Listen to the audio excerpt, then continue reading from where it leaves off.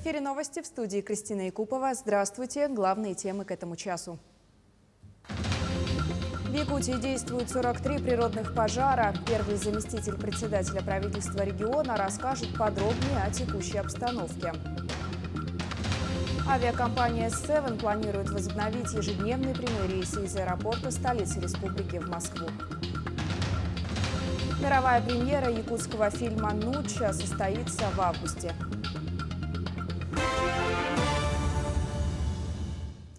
Наш эфир продолжает брифинг оперштаба по лесным пожарам. Узнаем о текущей обстановке в республике. Предлагаем послушать.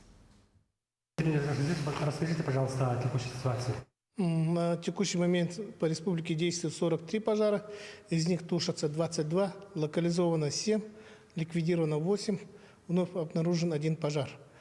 Для тушения лесных пожаров, мониторинга обстановки и передислокации личного состава на территории республики привлекались 10 воздушных суден.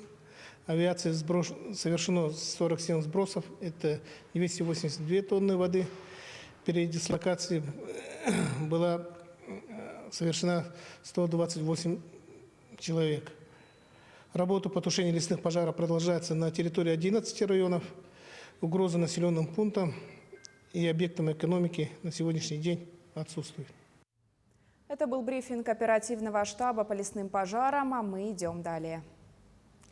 Перейдем к эпидобстановке. На сегодняшний день в республике выявлено 140 новых случаев коронавирусной инфекции. В Якутске 78 случаев, Вилюйский, Мирнинский, Момский районы по 7 случаев, Мегино-Кангаласский, Сунтарский районы по 6, Ниренгринский, Чурапчинский районы по 5 случаев. Еще в 10 районах зарегистрировали от 1 до 4 заболевших. Все пенсионеры России получат разовую выплату в 10 тысяч рублей. В связи с незапланированным всплеском инфляции государство должно оказать дополнительную поддержку отдельным категориям граждан, заявил президент Владимир Путин. Эта мера, уточнил глава государства, должна коснуться всех без исключения пенсионеров, включая работающих и военных. Также Путин считает справедливым осуществить по итогам года единовременную выплату военнослужащим в среднем в 15 тысяч рублей.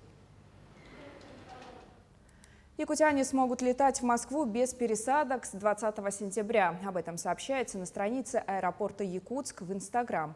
Ежедневные рейсы из московского аэропорта Домодедово в Якутск и обратно, по предварительным данным, авиакомпания будет выполнять на воздушном судне Airbus A320. Также полеты в столицу страны с 4 октября будет выполнять авиакомпания «Северный ветер». Самолеты будут летать по понедельникам, средам и пятницам на Airbus A321. Также Seven Airlines возобновит рейсы во Владивосток 2 раза в неделю, начиная с 20-х чисел сентября. Ну а грузовой терминал аэропорта Якутск уже возобновил обслуживание грузовых самолетов авиакомпаний «Авиастар-Ту» и «Атран». Аэропорт обслуживает до 8 грузовых рейсов в неделю. При этом коммерческая загрузка одного рейса может составлять от 18 до 28 тонн.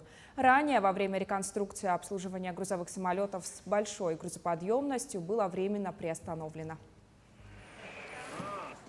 Энергетики восстановили более 180 опор линий электропередач, поврежденных лесными пожарами в Якутии. Сегодня работы продолжаются. На время ремонта потребителей подключают к дизельным электростанциям. Параллельно с этим энергетики организуют минерализованные полосы вдоль ЛЭП и круглосуточно дежурят у энергообъектов.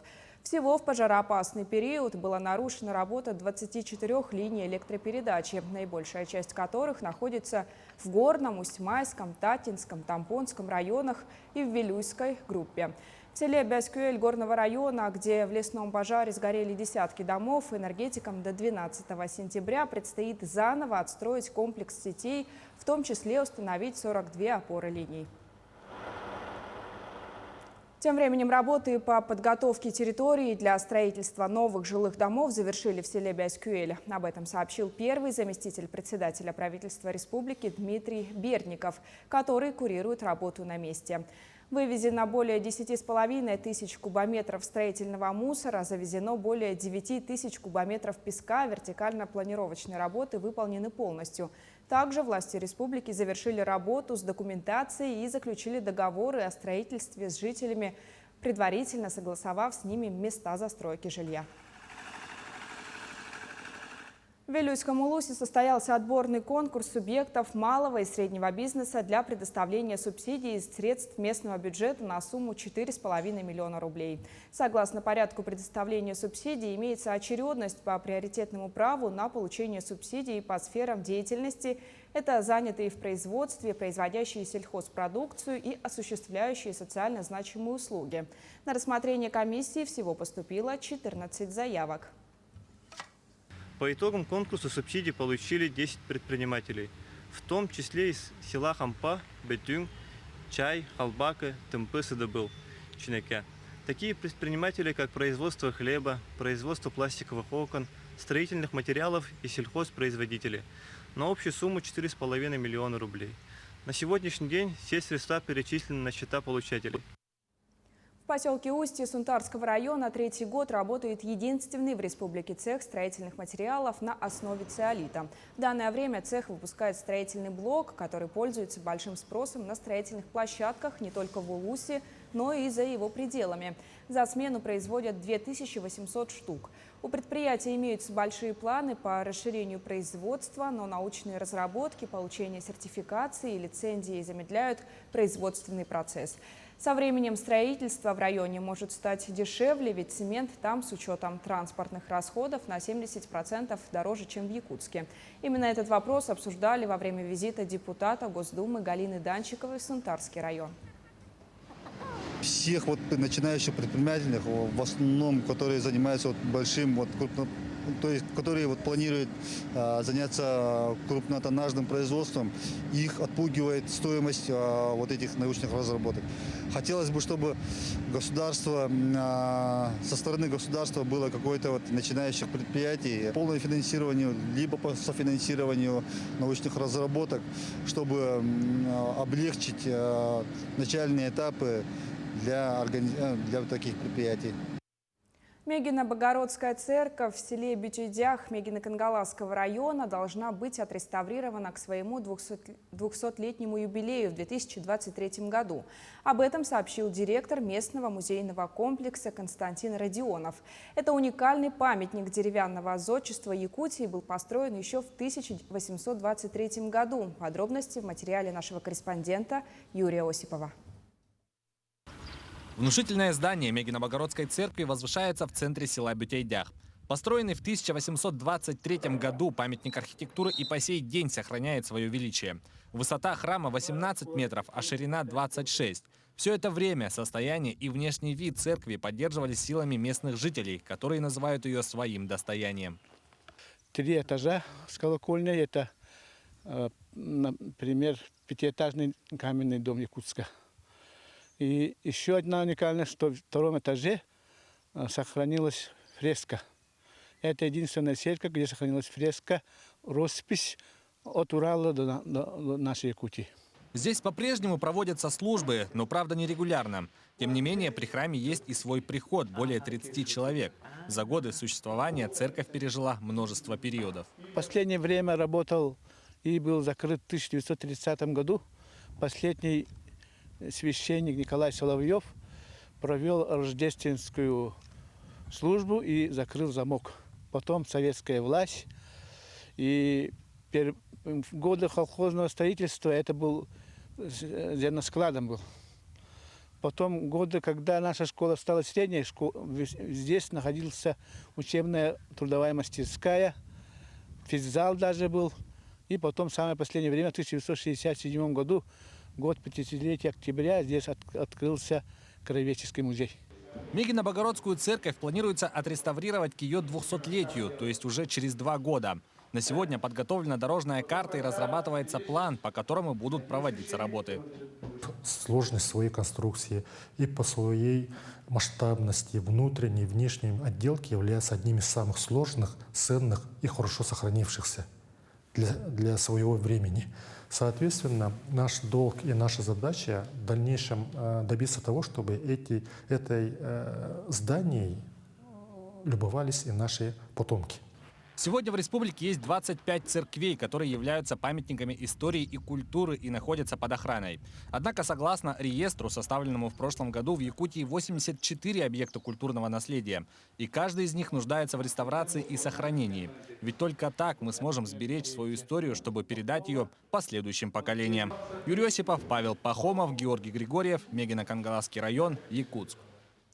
Мировая премьера фильма якутского кинорежиссера Владимира Мункуева «Нуча» состоится 29 августа в Карловых Варах. В основу сюжета легли произведения польского писателя и этнографа Вацлава Серашевского.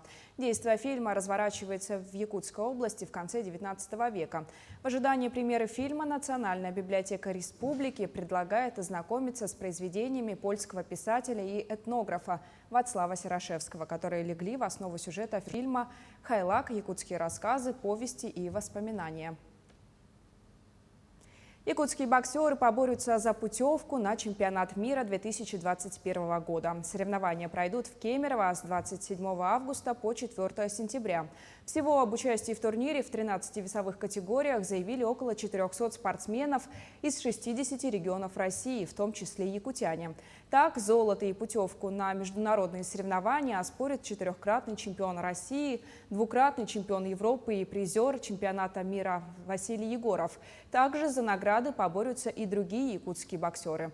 Призовой фонд соревнований составит 19 миллионов рублей. 6 организаций детского движения Якутии стали обладателями гранта главы республики. Министр по делам молодежи и социальным коммуникациям Степан Саргыдаев огласил результаты конкурса на развитие гражданского общества в этом году. Благодаря усилиям правительства и общественно-государственных структур принимаются меры и создаются благоприятные условия для реализации социальных инициатив активных граждан. Появляются новые площадки и ресурсы, ориентированные на обучение представителей общественных формирований по навыкам проектной деятельности. Мониторинг популяции снежного барана проведут на территории Булунского района республики. В Тикси прибыла делегация специалистов из Департамента охотничьего хозяйства Москвы и Иркутской области с целью проведения учетных работ. Их планируется провести до 3 сентября. Основное поголовье снежного барана находится в Якутии – 45-50 тысяч особей. На Камчатке, на Корякском Нагорье и в Чукотском национальном округе теперь живет по 6-8 тысяч голов. В Красную книгу России занесены 2 подвида снежного барана – якутский с 3-м охранным статусом и путаранский с 4-м. На этом выпуск подошел к концу. Наши корреспонденты следят за развитием событий. Оставайтесь с нами.